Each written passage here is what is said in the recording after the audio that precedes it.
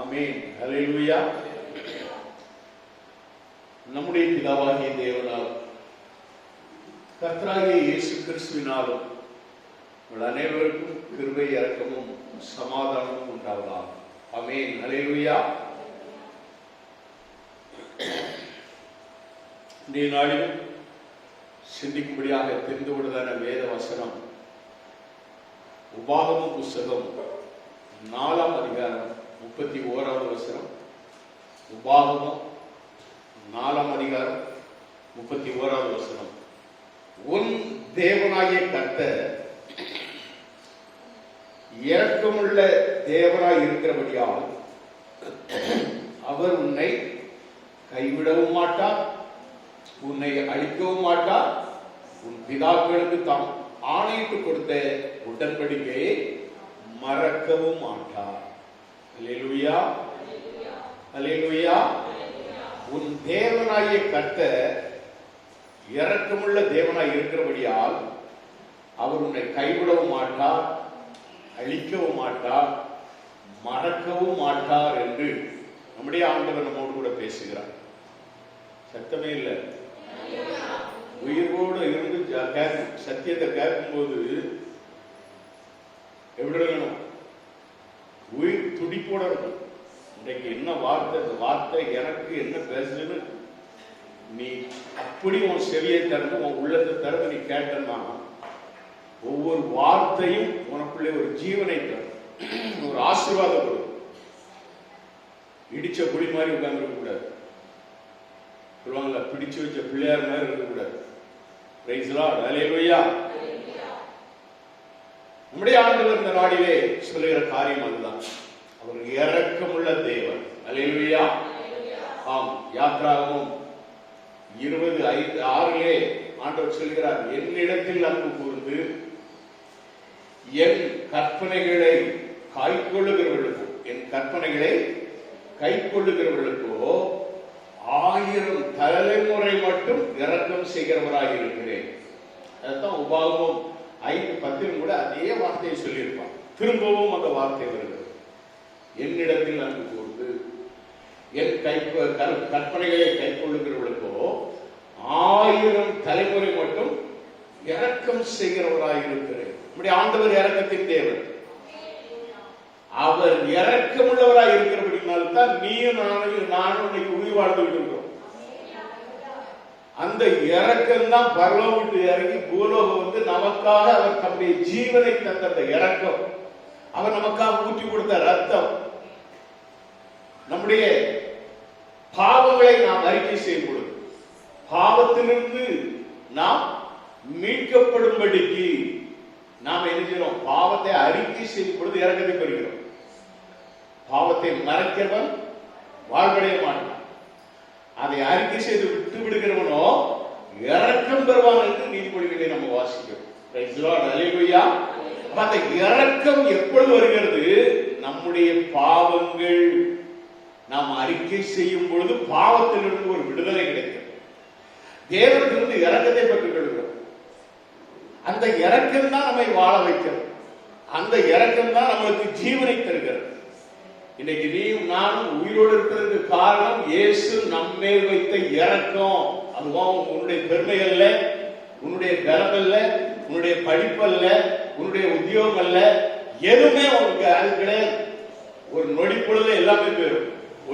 நொடி பொழுதுல இன்னைக்கெல்லாம் பாத்தீங்கன்னா டக்குன்னு நல்ல பொசிஷன்ல இருப்பாங்க, நல்ல சம்பளத்துல இருப்பாங்க, நல்ல வேலையில இருப்பாங்க. திடீர்னு ஒரு நோட்டீஸ், நம்ம இதுல இருந்து இத்தனை 1000 பேரு இதுல இருந்து என்ன செய்யணும்? அவ்வளவுதான், போயிடுச்சு, வேலை போயிடுச்சு.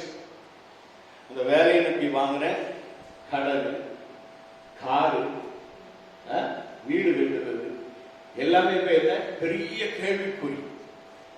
கர்த்தரை நம்புகிறவன் கர்த்தரிடமிருந்து இரக்கத்தை பெறுவான். ஒரு அலைவை சொல்லுமா?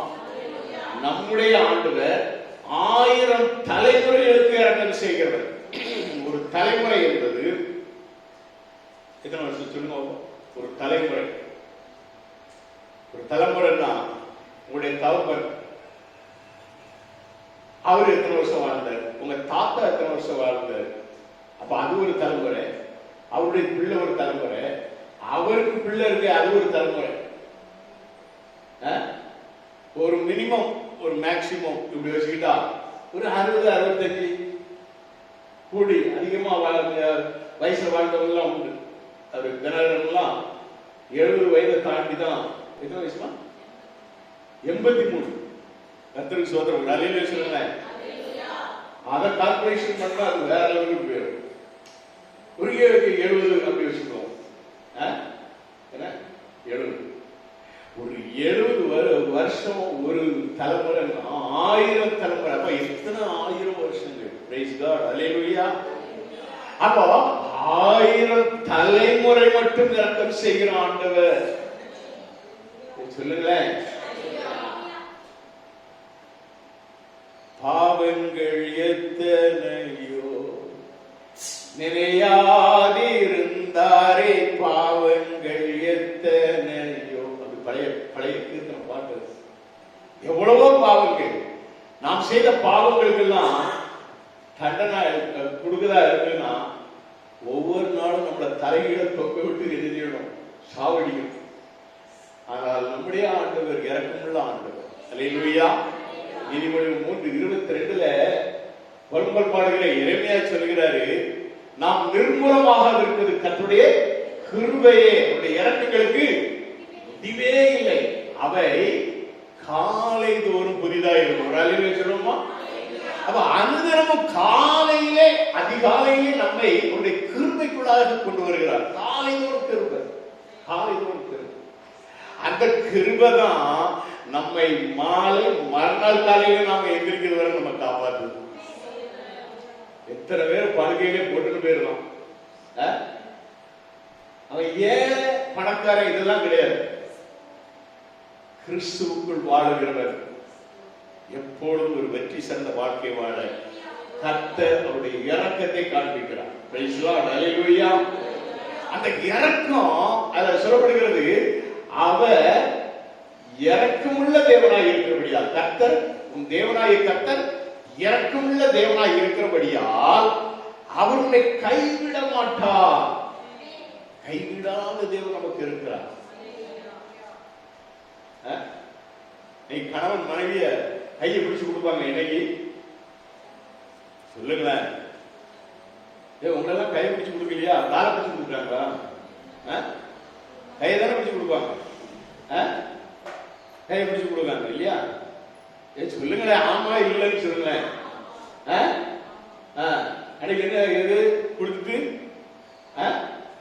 கையை எரிக்கணுமா? அதாவது சொல்றாங்க இணை புரியாத இருக்கும். அன்னைக்கு விடுத கையை அடுத்த போய் எண்ணெய் பிடிக்காம நமக்கே தெரியாது. அவளும் சரி அவனும் சரி. ஒரு சிலவங்க தான் கையை பிடிக்க எறிஞ்சுவாங்க, கொண்டாடி போட்டு அப்படியே போவாங்க. அது எதுக்காக எனக்கு தெரியாது.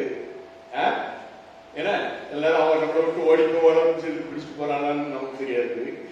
ஆனா கைவிடாத தேவன், நம்மை ஆண்டவர் மனவாட்டியாக ஏற்றுக்கொள்ளுகிற கர்த்தர், நித்திய கண்மலையாகிய கர்த்தர், நித்திய உடன்படிக்கையோடு நம்மை ஏசுகிறார், வழிநடத்துகிறார்.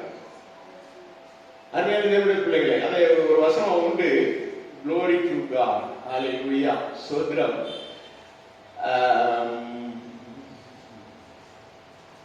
அருமையான தேவனுடைய பிள்ளைகளை, அந்த ஆண்டவர்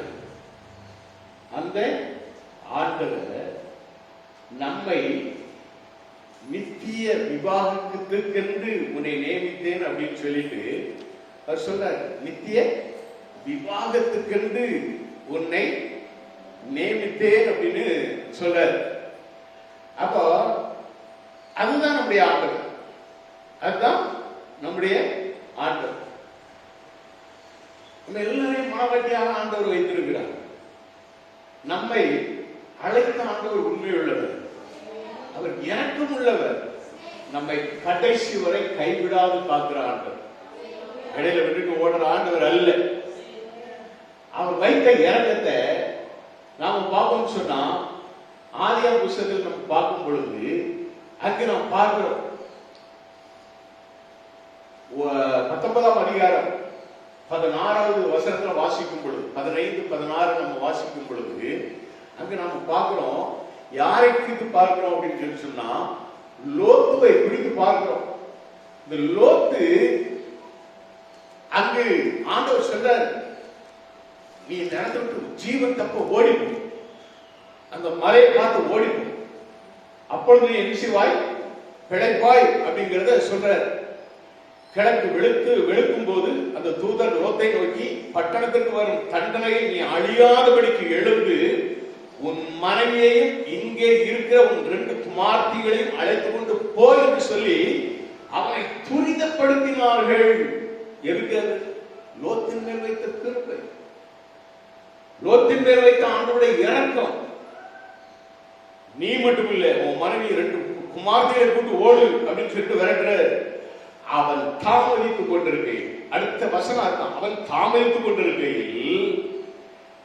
கொண்டிருக்கும் போது கர்த்தர் அவன் மேல் வைத்த இரக்கத்தினாலே, கரங்களை தட்டி தேவனை மகிமைப்படுத்துவோமா, உன்னையும் என்னையும் ஆண்டவர் அழிக்க வைக்கவில்லை, அழிவிலிருந்து மீட்கும்படியாக கர்த்தருடைய தூதர்களை அனுப்பி இருக்கிறார். கரம் பிடித்து இழுத்துட்டு வர இரக்கத்தினாலே, அது சொல்லப்படுகிறார், இரக்கத்தினாலே அந்த புருஷர் அவன் கையையும் அவன் மனைவியின் கையையும் அவன் 2 குமாரத்தின் கையையும் பிடித்து அவனை பட்டணத்திற்கு வெளியே கொண்டு போய் விட்டார்கள். ஒரு அல்லேலூயா சொல்லுவோமா?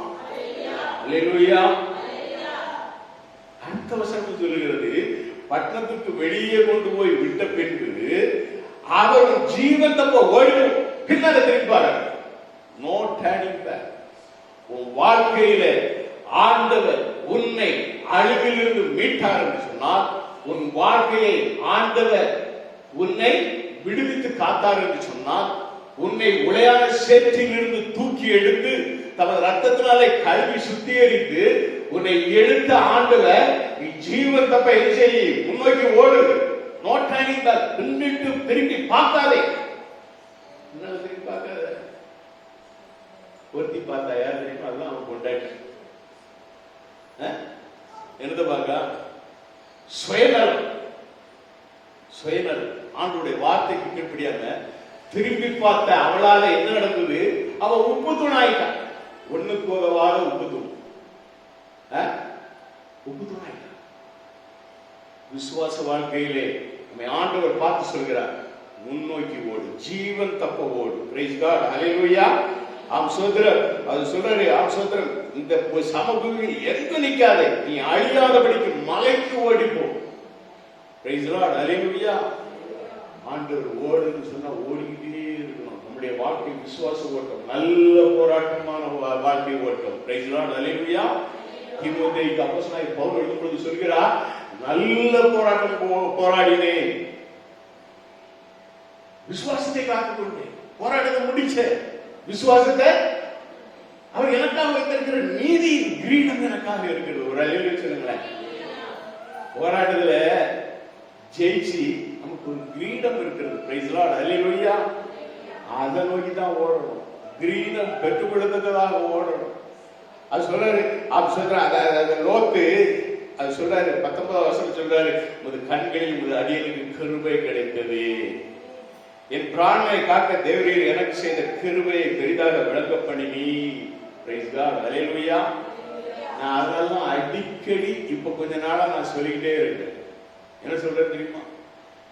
மரணத்தை போய் தொட்டுட்டு வந்தவங்க, அது கல்பனாவாகட்டும், ராதாவாகட்டும், ராதாவுடைய வீட்டுக்கார மூர்த்தி ஆகட்டும், சோதரம் சதீஷ் ஆகட்டும், நெல்சன் ஆகட்டும், என்ன செய்யணும்? நிக்கணும். ஆண்டுடைய விசுவாசம் நிக்கணும். ஆண்டுடைய சமூகத்தில் முன்னால் வந்து நிக்கணும். எப்போ ஆண்டுடைய ஆலயத்தில் வந்து நிக்கணுமோ ஓடி வரும், ஓடி வரும்.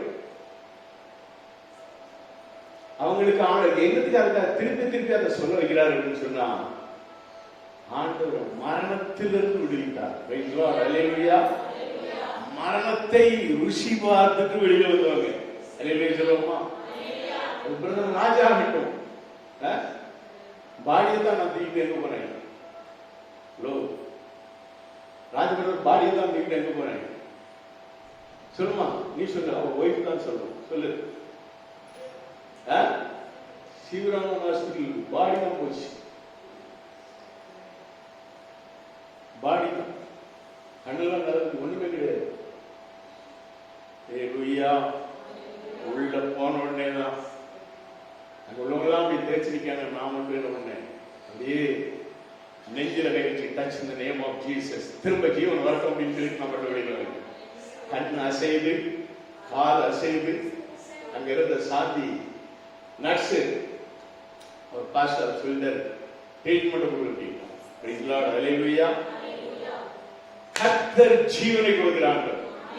உன்னுடைய ஜீவன் தப்ப உன்னை எழுச்சுகிறார். நான் காட்டும் பாதையிலே ஓடு என்று சொல்கிறார்கள். அதனால்தான் இப்படிப்பட்ட மரணத்திற்குள்ள சென்று வந்தவங்க ஆண்டவருக்கு எவ்வளவு நன்றி அறிதலோடு இருக்கணும். எவ்வளவு எவ்வளவு அவர் காட்டின இறக்கம். உன்னுடைய நீதி அல்ல, உன் வாழ்க்கை நீதி அல்ல. என்ன நீதி? நம்ம நின்று வர சில காரியங்கள் உண்மையாவே இல்லை. ஆனாலும் வேதம் சொல்லுகிறது 4:31 உபா 4:31 உன் தேவனாகிய கர்த்தர் உன்மேல் இரக்கமுள்ளவராய் இருக்கிறபடியால் உன்னை கைவிடவும் மாட்டார், உன்னை அழிக்கவும் மாட்டார். உன்னை அழிவில் இருந்து காக்கிற ஒரே தெய்வம் இயேசுதான். ஒரு அலுவலக கரங்களை தட்டி தேவனை மகிழ்ச்சி கொண்டிருக்கிறார். அல்லேலூயா. எந்த சூழ்நிலையாவது இருந்தால், மரண இருளின் பள்ளத்தாக்கிலே நான் நடந்தாலும் கொல்லாமுக்கு பயப்பட அந்த தைரியத்தை நமக்கு கொடுக்கிறது ஆண்டவர். ஓ எல்லாருமே எங்க சில நேரத்தில் ஹாஸ்பிட்டல்ல அங்க போய் இருந்துட்டு ஐசியூன்னு சொல்றதுக்கு முந்தையே நாம ஐசியூன்னு சொல்லிட்டு எழுதணும், கர்த்தரை நோக்கி பார்க்கணும். அல்லேலூயா. அது முன்னாலே நீ நோக்கி பார்த்துரு. ஐசியூன்னு அங்க போய் அட்மிட் ஆகிட்டு நோக்கி பார்க்கறத விட நல்லா இருக்கும் போதே நோக்கி பாரு. ஒரு அலையில சொல்லுவோமா, நல்லா இருக்கும் போதே கர்த்தரை நோக்கி பாரு. அவர் இரக்கமுள்ள தேவன். அல்லேலூயா. அவர் உன்னை மறக்க மாட்டார், மறக்க மாட்டார். யோசேப்பு சகோதரனால விற்கப்பட்டான். போத்திபாருடைய வீட்டுல கொண்டு போய் அங்க கைதிதான். ஆனா அந்த போத்திபார் அவனுக்கு என்ன, அவர் நல்ல ஒரு மேன்மையை கொடுத்தான். அங்க ஒரு சாத்தான் போட்ட அவன் இவனுடைய அணங்கில ஈர்க்கப்பட்டு இவனை பாவத்துக்கு அழைச்ச பொழுது இவன் என்ன பண்றான், தன்னுடைய வஸ்திரத்தை விட்டுட்டு ஓடலாம். அவன் அதை பிடிச்சுக்கிட்டு என்ன பண்றான், அவன் மேல குற்றம் சுமத்திட்டான். இப்ப அவனை தூக்கி என்ன பண்றாங்க, இப்ப பார்வோனுடைய ஜெயில போடுறாங்க. அரசனுடைய ஜெயில அங்க போட்டாங்க. வேதம் சொல்லுகிறது, நீங்க ஆதியாகமம் புத்தகம் 39 அதிகாரம்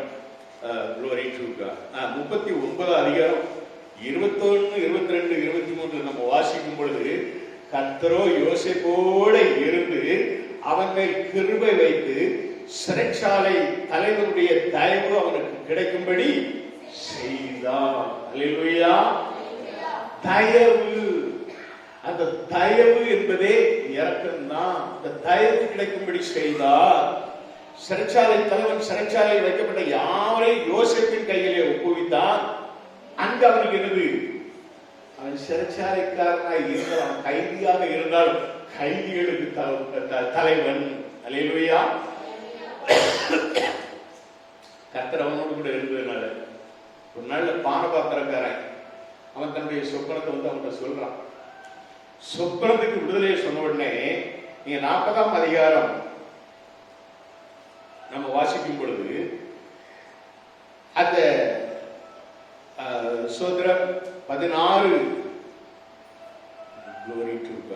12, 13 நம்ம வாசிக்கும் பொழுது அந்த பானபாத்திரக்காரன் என்ன சொல்றான், அந்த சோதரம் 3 கொடிகள் என்ன செய்தது, பார்வனுடைய பாத்திரம் என் கையில் இருந்தது, நான் அந்த பழங்களை பறித்து அவைகளை பார்வனுடைய பாத்திரத்தை பிடித்து அந்த பாத்திரத்தை பார்வனுடைய கையிலே கொடுத்தேன் என்று தன் சொப்பனத்திலே சொல்றான். எதிலிருந்து, அப்படியே ஒரு திராட்சை செடி எனக்கு முன்பாக இருக்கு கண்டேன், அந்த திராட்சை செடி அப்படியே வளர்ந்து அந்த கொடியெல்லாம் படர்ந்து பழம் வருகிறது. இந்த பழத்தை பிடித்து நான் என்ன செய்யறேன், பார்வனுக்கு நான் கொடுக்குறேன்னு அவன் சொப்பனத்தை சொன்ன உடனே இவன் சொல்றான், விளக்க சொல்றான். என்ன சொல்றான்? 3 கொடிகளும் 3 நாளாகும். 12:13 வாசிக்கும் பொழுது, அந்த 12:13 ஆதியாகமத்துல வாசிக்கும் பொழுது, 3 நாளைக்குள்ளே பார்வோன் உன் தலையை உயர்த்தி உன்னை மறுபடியும் நிலையிலே நிறுத்துவான். முன்னே அவருக்கு பானம் கொடுத்து வந்த வழக்கத்தின்படி பார்வோனின் பாத்திரத்தை அவர் கையிலே கொடுப்பாய். இதுதான் அதன் அர்த்தம் என்று சொன்னதும் அன்றி, நீ வாழ்வடைந்திருக்கும் போது, நீ வாழ்வடைந்திருக்கும் போது, அந்த பான பாத்திரக்காரனா யாரு தெரியுமா? அரசனுக்கு பக்கத்திலே நிற்பான். அப்பப்போ என்ன பண்ணுவான், அந்த பழரசங்களை குளிஞ்சி கொடுத்துக்கிட்டே இருக்கும். ராஜா சோர்வுடைய கூடாது, ராஜ சிம்மாசனத்துல ராஜாவா கம்பீரமா உட்காரணும் அப்படிங்கிறதுக்கு இந்த பழரசத்தை கொடுத்துக்கிட்டே இருக்கும். இப்ப அந்த பதவி ராஜாட்டா அப்படியே பழரசம் கொடுக்கும் போதே, ராஜா யோசிப்புன்னு ஒருத்தன் எனக்கு ஒரு சொப்பனத்துல சொன்னதுனால நான் இப்ப மீண்டும் இந்த ஸ்தானத்துக்கு வந்திருக்கேன்னு ஒரு வார்த்தை சொல்லி யோசிப்பை நினைவு கூறணும்னு அவன் கேட்கிறான். நீ வாழ்வடைந்திருக்கும் போது என்னை நினைத்து என் மேல் தயவு வைத்து என் காரியத்தை பார்வனுக்கு அறிவித்து இந்த இடத்திலிருந்து என்னை விடுதலையாக்க வேண்டும் அப்படின்னு சொல்லிட்டு அவன் கேட்கிறான். ஒருவேளை அன்னைக்கு விடுதலை ஆக்கியிருந்தா என்ன நினைஞ்சிருப்பான், விடுதலையாகி சொந்த நாட்டுக்கோ வேற எங்கேயோ போயிருப்பான். ஆனால் வேதம் என்ன சொல்கிறது, சங்கீதம் 105 நான் பார்த்தோம் என்று சொன்னால், 105வது சங்கீதத்திலே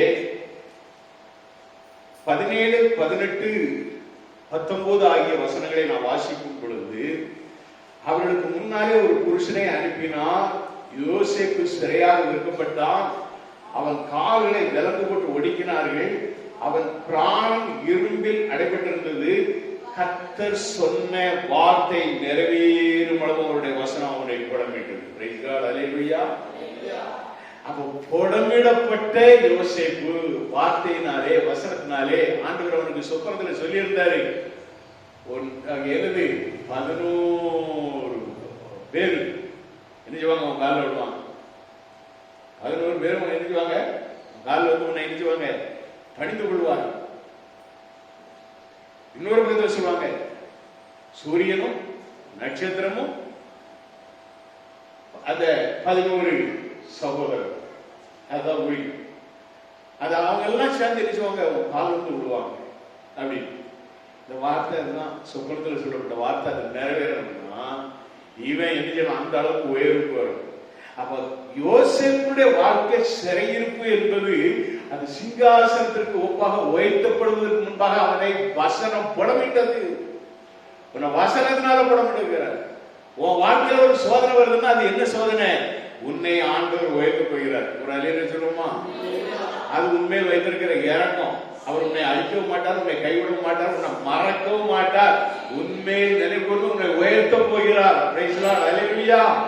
அந்த உயர்வுக்கு நீ உன்னை ஒப்புக்கொடு. எனக்கெல்லாம் அந்த சோதனை வேண்டாம், எனக்கெல்லாம் அந்த பாடு, நான் இதெல்லாம் அனுபவிக்க மாட்டேன். நீ ஓடனா அதே சுமந்துட்டு தான் ஓடுவேன். ஆனால் உன்னோடு கூட இருக்கிறார், அவர் உன்னை அழிக்க மாட்டார், உன்னை கைவிட மாட்டார். யோசேப்பு ஆண்டவர் கைவிடலை, யோசேப்பை கைவிடலை. காரணம் என்ன? யோசேப்போடு கர்த்தர் இருந்தார். பிரைஸ் காட், அல்லேலூயா. கர்த்தர் உன்னோடு கூட இருக்கிறார் என்ற விசுவாச வாழ்க்கையிலே நீ இருந்தா உன்னை ஒரு நாளும் ஆண்டவர் அழிக்க விட மாட்டார், உன்னை கைவிட மாட்டார், உன்னை மறக்கவும் மாட்டார். அதனால்தான் ஆண்டவர் சொன்னாரு, உன்னை என் உள்ளங்கையில் வரைந்திருக்கிறேன், உன் மருகள் எப்பொழுது முன்பாக இருக்கிறது என்று சொல்கிறார். பிரைஸ் தி லார்ட், அல்லேலூயா. அருமையான தேவனுடைய பிள்ளைகளே, யோசேப்பை ஆண்டவர் உயர்த்தினார். அல்லேலூயா. ஒரு முறை தாவீது அவருடைய வாழ்க்கையிலே ஒரு சம்பவம் ஒன்று நடந்தது. அது என்ன அப்படின்னு சொல்லி நீங்க பாத்தீங்கன்னு சொன்னா, அவன் சொல்றான், தாவீது ஜனங்களை தொகையிட வேண்டும் என்று அவன் எழுதினான். திடீர்னு அவனுக்குள்ளே ஒரு பிசாசுடைய கிரியை வந்தது. நல்ல மனுஷன் தான், நல்ல ஜெபிக்கிற மனுஷன் தான், நல்ல பாடி துதிக்கிற ஒரு மனுஷன் தான். ஆனா அவனுக்கு என்னது வந்துட்டு திடீர்னு ஜனங்களை தொகையிடணும். என்ன யோவாவை பார்த்து சொன்னான். யோவாவை எவ்வளவோ தடுத்து பார்த்தான். ஆனா அதை என்ன செய்யல, இவர் தட்டி விட்டு நான் சொல்றதை நீ கேளு அப்படின்னு சொல்லிட்டு அவன் என்ன பண்ணிட்டான், அனுப்பி விட்டான். அவன் போய் தொகை எடுத்து வந்து என்கிட்ட கொடுக்கும்போது என்னுடைய உள்ளம் பாதிக்க ஆரம்பிக்கிறது. ஐயோ நான் தப்பு பண்ணிட்டேனே, என் ஜனங்களை கணக்கெடுக்கணும்னு நான் நினைச்சேனே, இது பெரிய பாவம்னு அவன் நினைக்கும் போது ஆண்டவர் தீர்க்கதரிசியா இருக்கிறார். பிரைஸ் காட், அல்லேலூயா. இப்ப தாவீதுக்கு ஆண்டவர் தீர்க்கதரிசியா ஊழியக்காரன் அனுப்புறாரு. ஊழியக்காரன் அனுப்பி காத்துங்கிறத ஊழியக்காரன் அவன் வர்றான். அந்த வார்த்தை பாருங்க, 2 சாமுவேல் 24:11 நம்ம வாசிக்கும் பொழுது, 11:12 நம்ம வாசிக்கும் பொழுது, தாவீது காரணை எழுந்திருந்த போது தாவீது ஞான திருஷ்டிக்காரனாகிய காத்தனும் தீர்க்கதரிசிக்கு கர்த்தருடைய வார்த்தை உண்டாகி சொன்னது, நீ தாவீதுக்கு போய் 3 காரியங்களை உனக்கு முன்பாக வைக்கிறேன், அவைகளை ஒரு காரியத்தை தெரிந்து கொள், அதை நான் உனக்கு செய்வேன் என்று கர்த்தர் வரைக்கிறார் என்று சொல்லி அனுப்பிச்சு விட்டார். 3 காரியம். சில வேளை நமக்கு ஆண்டவர் சில நேரம் சொல்வார், உனக்கு 3 காரியத்தை முன்னால் வைக்கிறேன், நீயே you choose your self, choice yours, நீயே சொல்லு, நீ இப்படி வரணுமா, நீ இப்படி போகணுமா, இல்ல நீ இப்படி போகணுமான்னு ஆண்டவர் 3 காரியத்தை வச்சா நாம அடக்கல் நம்ம ஒண்ணு நினைப்போம், இப்படி செஞ்சிடலாமா அப்படி செஞ்சோம். நான் தாவீதுக்கு ஒன்று மட்டும் தெரியும், என்ன தெரியுமா, 3 காரியத்துல நான் ஏதாவது செலக்ட் பண்ணி எப்படியா மாம்சத்தினால இந்த கணக்கெடுப்பை செய்தேனோ அந்த தப்பு போல நான் அந்த 3 காரியத்துல நானா ஏதாவது ஒன்று சொல்லிட்டோம்னா அது ஒரு பெரிய சேதமாக மாறிவிடும் சொல்லிட்டு அவன் சொல்றான். என்ன சொல்றான் தெரியுமா, அல்லேலூயா ஸ்தோத்திரம்.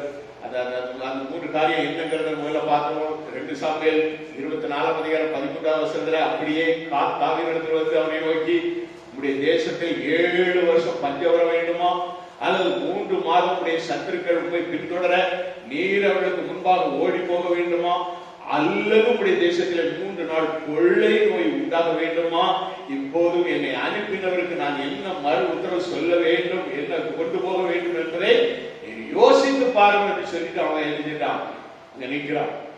அப்பதான் இவனுக்கு என்ன வருது, ஐயோ நாம தப்பு பண்ணிட்டோமே, சொல்றான், நான் ஆண்டுடைய கரத்திலே விழப்போகிறேன், அவருடைய இரக்கம் மகா பெரியது. ஒரு அழிவுமா அதுக்கு தாவீது சொன்ன பதில் என்ன அப்படின்னு சொல்லி சொன்னா, 2 சாமுவேல் 24:16-15 பிறகு நீங்க அப்படி பாத்தீங்கன்னா 2 சாமுவேல் 24 அங்க நம்ம பாக்குறோம். சோதரம் 14வது வசனத்துல சொல்றாரு, அப்பொழுது தாவீது காத்தை நோக்கி, கொடிய இடுக்கண்ணில் அகப்பட்டிருக்கிறேன், இப்போது நாம் கர்த்தருடைய கையில் விழுவோமாக, அவருடைய இரக்கங்கள் மகா பெரியது, மனுஷர் கையிலே விழாதிருப்பயனாக. அல்லேலூயா. மனுஷர் கையில போய் விழுந்துடக்கூடாது, கர்த்தருடைய கரத்துல விடணும், அவருடைய பாதத்துல விடணும். நான் தப்பு பண்ணினேன், என் தப்புல இருந்து என்னை மீட்க உம்மால் தான் கூடும். அல்லேலூயா. அவர்தான் எல்லாம், அவர்தான். தாவீதுக்கு நல்லா தெரியும், ஏன்னா குப்பையிலிருந்து அவனை கோபுரத்தில் உட்கார வைத்தது அவர்தான். சத்துருக்கள் பின்தொடர ஓடிக்கொண்டே இருந்த வாழ்க்கையும் ஆண்டவர் மாற்றி மீண்டும் அரியணையிலே கொண்டு வந்து உட்கார வைத்தது அவர்தான். அதனால இப்ப அதுல ஒரு காரியம் இருக்கு. என்ன காரியம்? சுத்திரம் 3 மாதம் உங்களுடைய சத்துருக்கள் உங்களை பின்தொடர அரியணை விட்டுட்டு ஓடணுமா அப்படின்னு கேட்கிறாரு. விழுந்தான், ஆண்டவருடைய கரத்துல விழுந்தான். ஆண்டவரே உங்களுடைய இரக்கங்கள் மகா பெரியது. அல்லேலூயா. அந்த இரக்கம் தான் அவை காலை தோறும் புதிதாக இருக்கிற இரக்கம். அவருடைய இரக்கங்களுக்கு முடிவே இல்லை. அல்லேலூயா, அல்லேலூயா. அருமையான பிள்ளைகளே, நாம் எப்பொழுதும் ஆண்டவருடைய இரக்கத்திற்காக என்ன செய்யணும்? ஏன்னா அவருடைய இறக்கத்தினால நம்மை கைவிட மாட்டார், நம்மை அழிக்க மாட்டார், நம்மை மறக்கவும் மாட்டார். அல்லேலூயா. நெகேமியா சோதரம் எகிப்து சோதரம் அந்த எருசலேம் தேவாலயத்திற்கு அவர் போய் பார்த்து அந்த எருசலேமுக்காக அவர் கண்ணீர் சிந்தி அழுது ஜெபிக்க ஆரம்பித்தார். நெகேமியா சச்சினோட ஒரு தமிழி நெகேமியா அப்படின்னு நெகேமியா பாபுன்னு பேர் வச்சு கோரிட்டுவார். எப்போதான் சர்ச்சைக்கு எழுதி பார்க்கிறார். சத்தியம் சொல்றோம், தேவாலயத்துக்காக இந்த நெகேமியா நின்று அழுத காரியம் அவர் சொல்றாரு. நெகேமியா 9:27, 27-28 ஆகையால் அவர்களை நெருக்கிற அவர்கள் சத்துருக்களின் கையிலே அவர்களை ஒப்பு கொடுத்தீர்கள்.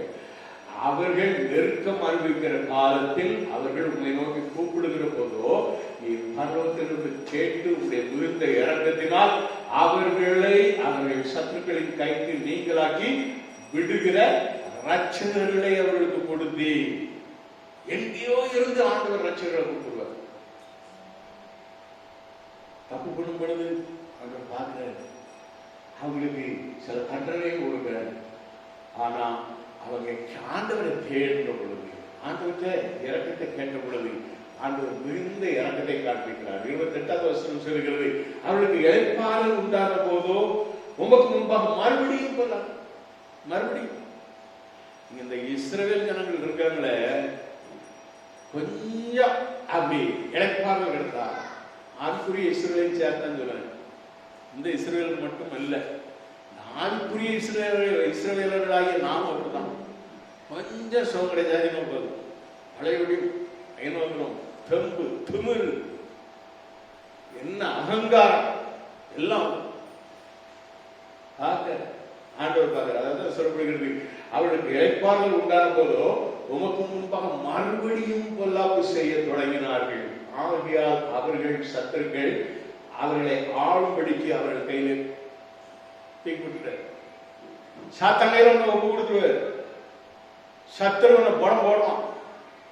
நீ பரவழியும் அழுது ஐயா ஆண்டவரே அப்படின்னு எழுதணும்.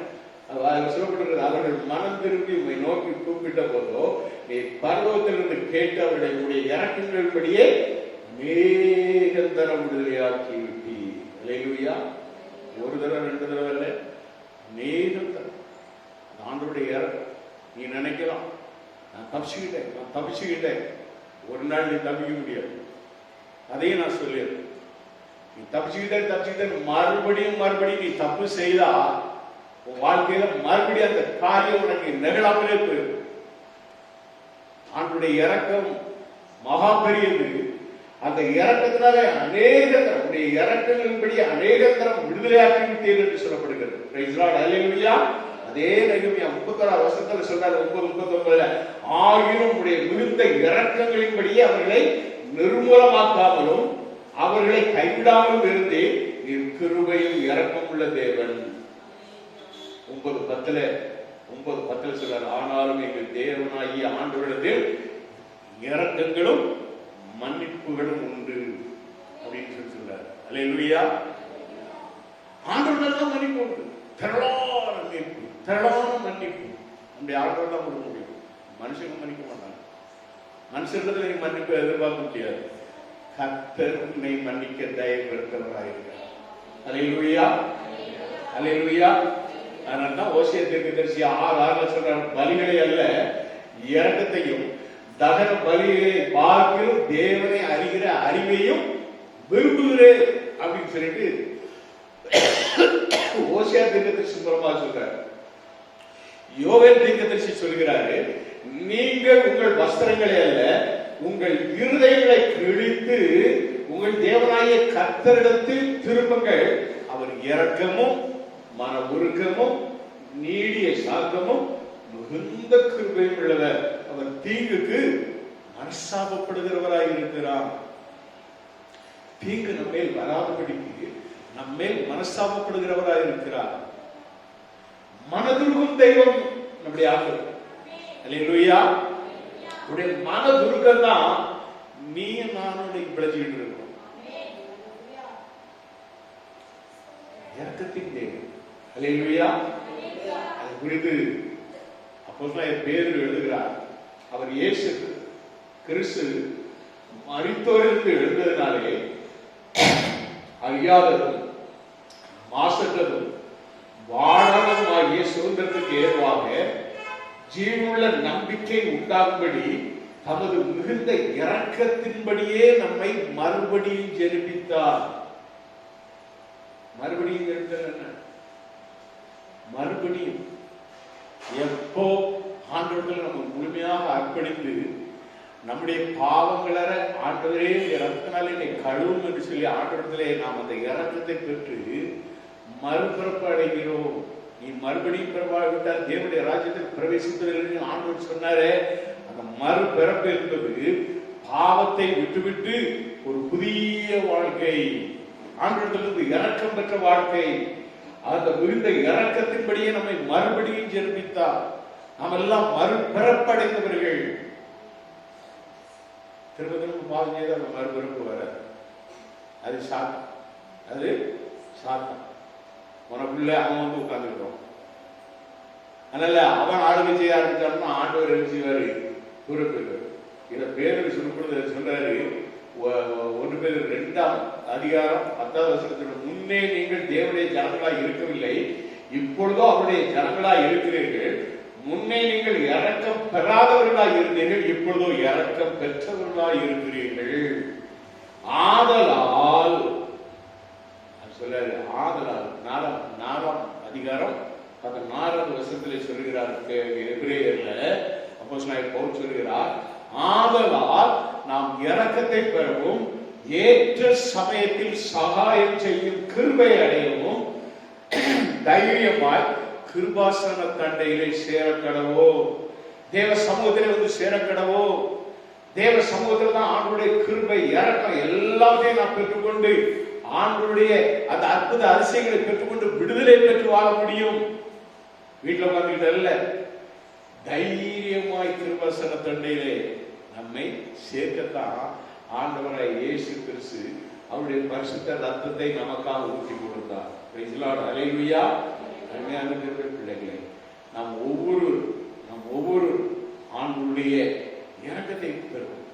1000 தலைமுறைகளுக்கு இரக்கத்தை காக்கிறவர், அக்கிரமத்தை மீறுவதையும் பாவத்தை மன்னிக்கிறவர், குற்றவாளியை குற்றமற்றவனாக விடாமல் பிதா செய்த அக்கிரமத்தை பிள்ளைகளிடத்திலும் பிள்ளைகளுடைய பிள்ளைகளிடத்திலும் 3ஆம் 4ஆம் தலைமுறை மட்டும் விசாரிக்கிறவர் என்று ஆண்டவர் மோசேயை பார்த்து கூறுகிறார் 34ஆம் அதிகாரத்துல.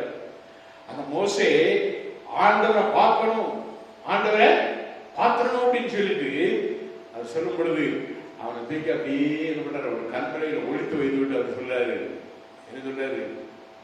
நீ இங்க டைரக்டா ஆண்டவரை பார்த்தவங்க யாரும் உயிரோடு இருந்ததே கிடையாது, அதனால நீ இங்க இரு அப்படின்னு சொல்லிட்டு ஆண்டவர் சொன்னாரு. என்ன சொன்னாரு? ஆப்சோத்திரம், நான் எவன் மேல் இரக்கமாய் இருக்க சித்தம் வைத்திருக்கிறோம் அவன் மேல் இரக்கமாய் இருப்பேன். எவன் மேல்? யாத்ரா 33ஆம் அதிகாரம் 19வது வசனத்துல சொல்றாரு, என்னுடைய தயையை எல்லாம் நான் உனக்கு முன்பாக கடந்து போக பண்ணி, என்னுடைய தயையை எல்லாம் நான் உனக்கு முன்பாக கடந்து போக பண்ணி கர்த்தருடைய நாமத்தை உனக்கு முன்பாக கூறுவேன். எவன் மேல் கிருபையா இருக்க சித்தமாய் இருப்பேனோ. நல்ல காலம், எல்லாருக்கும் இறக்கம் கிடைக்கணும், எல்லாருக்கும் கிருபை கிடைக்கணும் அப்படின்னா பாருங்க, பயப்படல, எல்லாருக்கும் கிடைக்கணுங்களா? எல்லாருக்கும் கிடைச்சிருக்கணுங்களா? அதனாலதான் சொல்றேன், எவன் மேல் கிருபையா இருக்க சித்தமா இருப்பேனோ அவன் மேல் கிருபையா இருப்பேன். எவன் மேல் இரக்கமாய் இருக்க சித்தமாய் இருப்பேனோ அவன் மேல் இரக்கமாய் இருப்பேன் என்று சொல்லி, அல்லேலூயா. அதைத்தான் அப்போஸ்தலன் பவுல் ரோமருக்கு எழுதும் பொழுது சொல்கிறாரு. அவர் மோசேயை 9ஆம் அதிகாரம் 15ஆம் வசனத்தில் அவர் மோசேயை நோக்கி, எவன் மேல் இரக்கமாய் இருக்க சித்தமாய் இருப்பேனோ அவன் மேல் இரக்கமாய் இருப்பேன், எவன் மேல் உருக்கமாய் இருக்க சித்தமாய் இருப்பேன் அவன் மேல் உருக்கமாய் இருப்பேன் என்றால், ஆதலால் 18ஆம் வசனத்தில் இருக்கிறது 9:18, ஆதலால் எவன் மேல் இரக்கமாய் இருக்க சித்தமாய் இருக்கிறாரோ அவன் மேல் இரக்கமாய் இருக்கிறார். எவனை கடினப்படுத்த சித்தமாய் இருக்கிறாரோ அவனை கடினப்படுத்துகிறார். அல்லேலூயா. புரியுதா உங்களுக்கு? எவன் மேல் இரக்கமா இருக்க சித்தமா இருக்கிறாரோ அவங்க மேல் இரக்கமா இருக்கிறாரு. சிலங்களை கடினப்படுத்திக்கிறது, நெஞ்சம் இருதயம் கடினப்படுத்திக்கிட்டே இருக்கு. எவ்வளவு அற்புதம், எவ்வளவு வார்த்தைகளை, எவ்வளவு சத்தியத்தை, எத்தனை முறை வசனம் உனக்கு குத்தி குத்தி இடிச்சாலும் உனக்கு இருதயம் கடினப்பட்டு கொண்டே இருக்கு. அதனாலதான் இயேசு கிறிஸ்து சொன்னார், மத்தேயு 5:7 சொல்லும்போது சொன்னாரு, இரக்கமுள்ளவர்கள் பாக்கியவான்கள், அவர்கள் இரக்கம் பெறுவார்கள். அல்லேலூயா. இந்த இரக்கமே நமக்கு கடினப்பட்ட இருதயம் இரக்கமே இருக்காது, கல்லான இருதயமா இருக்கும்.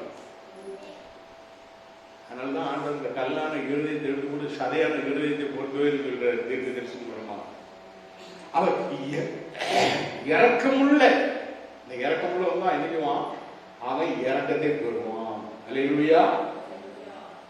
ஆண்டவர் மல பிரசங்கத்தில் சொல்ற அருமையான தேவனுக்கு சொல்ற, எவனை கடினப்படுத்த சித்தமாக இருக்கிறானோ அவனை கடினப்படுத்துவேன். அல்லேலூயா. அப்படி சொல்லிட்டுதான் ஆண்டவர் மோசைக்கு தன்னை வெளிப்படுத்துகிறார். அதுவும் அப்படி கடந்து போகும்போது அப்படி பேக் சைடெல்லாம் பார்க்கிறார். அப்படி சொல்லிட்டா அப்படி கடந்து போகும்போதுதான் அங்க ஒரு அசரீரி சத்தம் உண்டாங்க, நான் கர்த்தர் கர்த்தர். அல்லேலூயா.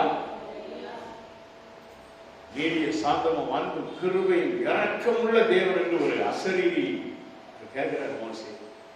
உன்னுடைய வாழ்க்கையில் அந்த அசரீரியின் சத்தம் கேட்கணும்னா ஆண்டவருடைய இரக்கத்தை பெறுகிறோம். அல்லேலூயா. ஆண்டவருடைய இரக்கம் தான் உன்னை என்ன செய்யும், உன்னை பெரிதாக ஒரு மாற்றத்தை கொண்டு வரும். இரக்கம் தான் ஆண்டவர் உன்னை கைவிடாமல் காப்பான். அந்த இரக்கம் தான் ஆண்டவர் உன்னை அழிக்காதபடி காப்பான். அந்த இரக்கம் தான் உன்னை மறக்காதபடி உன்னை நினைவாக இருந்து காத்துக் கொள்வான். நம்மேல் நினைவாய் இருக்கிறார்கள், என் மேல் நினைவானவர், எனக்கெல்லாம் தருபவர், என்னோடு இருப்பவர், இம்மானுவேலவர். அல்லேலூயா. இது பக்தன் பாடுகிறார், நம்முடைய ஆண்டவருக்கு இம்மானுவேலாய் நம்மோடு கூட இருக்கிறார். அல்லேலூயா. அவர் உன் தேவனாகிய கர்த்தர், உன்னை அழிக்கவும் மாட்டார், உன்னை கைவிடவும் மாட்டார், உன்னை அழிக்கவும் மாட்டார். உன் பிதாக்களுக்கு தாம் ஆணையிட்டு கொடுத்த உடன்படிக்கையை மறக்கவும் மாட்டார். நம்முடைய ஆண்டவர் உடன்படிக்கையின் தேவன். நமக்கு ஆண்டவர் கொடுத்த வாக்கின்படி நம்மை செயல்படுத்துகிற கர்த்தர். அவர் இன்றும் என்றும் எப்பொழுதும் நம்மோடு கூட இருந்து நம்மை வழி நடத்துகிற இம்மானுவேல். Praise God. அல்லேலூயா. இம்மானுவேல் என்ன அர்த்தம்? தேவன் நம்மோடு இருக்கிறார். நம்மோடு இருக்கிறவர் நம்மை கைவிட மாட்டார், நம்மை அழிக்க மாட்டார், நம்மை மறக்கவும் மாட்டார். அவருக்கே மகிமை உண்டாகட்டும். ஒரு அல்லேலூயா சொல்லுங்க, ஒரு ஆமென் சொல்லுங்க.